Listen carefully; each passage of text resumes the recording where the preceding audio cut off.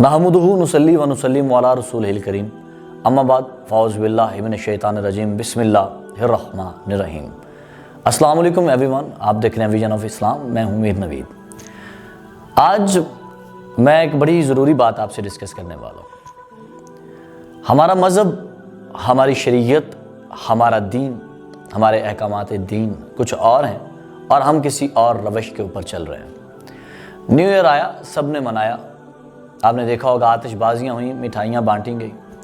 جبکہ دیکھا جائے اسلامک پوائنٹ آف ویو سے تو نیا سال جنوری نہیں بنتا، بلکہ نیا سال ہمارا جو اسلامک ہے وہ محرم بنتا ہے۔ ہر ایک کی اپنی سوچ ہے، کوئی محرم کو سوگ کے طریقے میں مناتا ہے، کوئی نہیں مناتا۔ تو یہ الگ ایک چیپٹر ہے کہ آپ کس طرح محرم منائیں، لیکن آپ کا جو نیا طریقہ ہے، نیا سال ہے، وہ محرم ہونا چاہیے، نہ کہ آپ کا جنوری ہونا چاہیے۔ ہم آتش بازیاں کرتے ہیں، کیا یہ ہمارے اسلام میں جائز ہے؟ نہیں ہے۔ ہم آج کل اپنی شادی بیاہوں کے اوپر جس طرح فنکشنز کر رہے ہوتے ہیں، مہندی کی رسم ہے، مایوں ہے، پتہ نہیں کیا ہے، کیا یہ اسلام میں جائز ہے؟ بالکل بھی نہیں ہے۔ ہمارے آقا نامدار حضرت محمد صلی اللہ علیہ وآلہ وسلم، انہوں نے یہ درس نہیں دیا، انہوں نے تو انسانیت کا درس دیا ہے۔ انہوں نے تو دین کی خاطر اپنے رت جگہ کیے ہیں، انہوں نے امت کی خاطر رو رو کے دعائیں کی ہیں۔ کیا یہ وہی امت ہے؟ کیا ہم اسی روش پہ چل رہے ہیں، اسی دین پہ چل رہے ہیں جو ہمیں بتایا گیا، سکھایا گیا؟ آپ غار حرا سے لے کر آقا نامدار حضرت محمد صلی اللہ علیہ وآلہ وسلم کی ظاہری زندگی کے آخری ایام تک جا کے دیکھ لیں، ان کی جنگوں میں شمولیت دیکھ لیں، ان کی خطبہ جمعہ دیکھ لیں، ان کی محفل دیکھ لیں، ان کی سیرت طیبہ دیکھ لیں، کہیں پہ بھی آپ کو مغربی کلچر جو ہے پروموٹ ہوتا ہوا دکھائی نہیں دے گا۔ اب آپ کہیں گے کیا تب کوئی مغرب کلچر تھا؟ تو ڈیفینیٹلی تھا۔ پوچھیں گے کیسے؟ تو یہ آپ کو بتا دوں، حضرت عیسیٰ علیہ السلام آقا نامدار سے پہلے تشریف لے کے آئے ہیں۔ تو اس وقت جو کرسچن کمیونٹی ہے وہ ان کی امتی ہیں۔ تو آقا نامدار کے دور میں بھی تو تھے نا، تب بھی تو رقاصائیں تھیں، تب بھی تو شراب خانے تھے، تب بھی تو جوا ہوتا تھا، تب بھی تو لباس کم پہنا جاتا تھا، عورتیں خاص کر نمود و نمائش ہوتی تھی عورتوں کی۔ آپ کو پتہ ہے کہ ایک ایسا میلہ سجتا تھا، ایک ایسا پلیٹ فارم ہوتا تھا جہاں پہ عورت کھڑی ہوتی تھی اور بیگانے مرد جو ہوتے ہیں، پرائے مرد، غیر محرم، اس عورت کے اوپر شاعری کرتے تھے، اور جو اس عورت کا شوہر اور اس کا حاکم وارث بھائی یا باپ ہوتا تھا وہ خوش ہوتا تھا کہ میری عورت کی تعریف ہو رہی ہے، اس کی آنکھوں کی تعریف ہو رہی ہے، اس کے جسم کی بناوٹ کی تعریف ہو رہی ہے۔ جیسے ہم تجزیہ کرتے ہیں نا، ویسے آ کے غیر مرد جو ہیں وہ تجزیہ کرتے تھے۔ یہ تھا وہ زمانہ جاہلیت۔ ابھی تو وہ زمانہ جاہلیت واپس آ گیا، فرق بدل گیا۔ اب پوچھیں گے فرق کیسے بدل گیا؟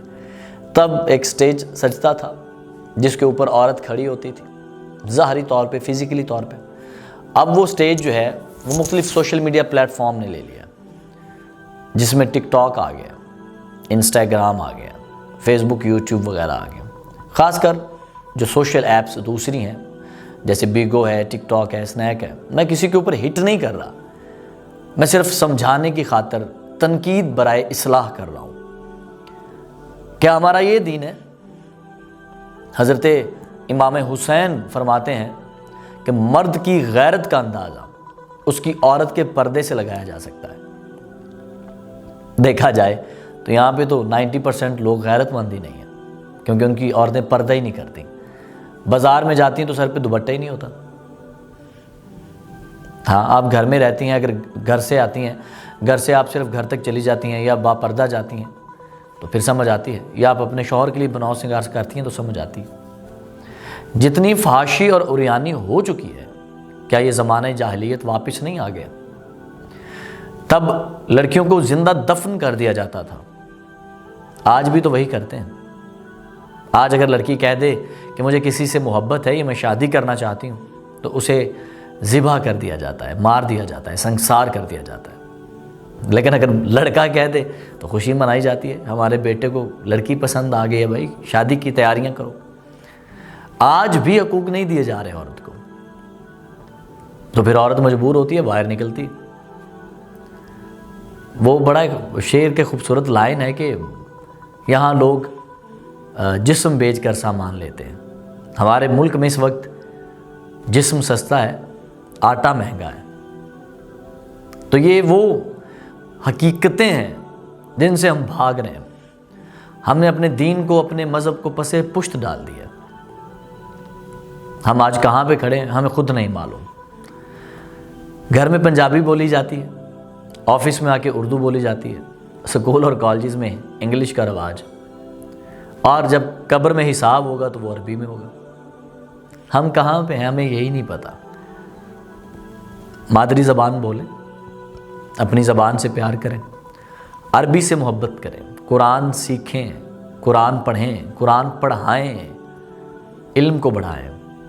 آقا نامدار حضرت محمد صلی اللہ علیہ وآلہ وسلم کا ارشاد ہے کہ علم حاصل کرو چاہے تمہیں چین جانا پڑے، ماں کی گود سے گور تک علم حاصل کرو۔ تو ہم کون سے علم حاصل کر رہے ہیں؟ آج ہم کہتے ہیں ہم بڑے پڑھے لکھے ہیں، ہمارے پاس تعلیم تو آ گئی، ہمارے پاس عمل نہیں آیا۔ اس عمل کی ضرورت ہے۔ ہم دوسروں کو کہتے ہیں یار نماز پڑھا کرو، خود کبھی پڑھی نہیں پڑھی، یار روزے رکھو، خود رکھے نہیں رکھے۔ ہم کیا سے کیا ہو گئے؟ ہم نے ہر تہوار ہی مغربی بنا لیا۔ عید آتی ہے تو مغرب کی طرح ہم سیلیبریٹ کرتے ہیں۔ جنم دن آتا ہے، جو آپ کا جائے پیدائش ہے وہاں پہ آپ جا کے اپنی پیدائش والے دن ایسی ایسی حرکتیں کر رہے ہوتے ہیں، کہتے ہیں جی یہاں سے ہم چلے گئے تھے لیکن یہاں پہ میں پیدا ہوا تھا۔ ہم کیا کر رہے ہیں ہمیں خود اندازہ نہیں ہے۔ ہم کہیں تاریکیوں میں کھو گئے، جہالت کی تاریکیوں میں۔ سائنس جتنی ترقی کرتی جا رہی ہے، ہم جتنا ترقی یافتہ ہوتے جا رہے ہیں، ہم اتنا ہی دھستے چلے جا رہے ہیں اس دلدل میں۔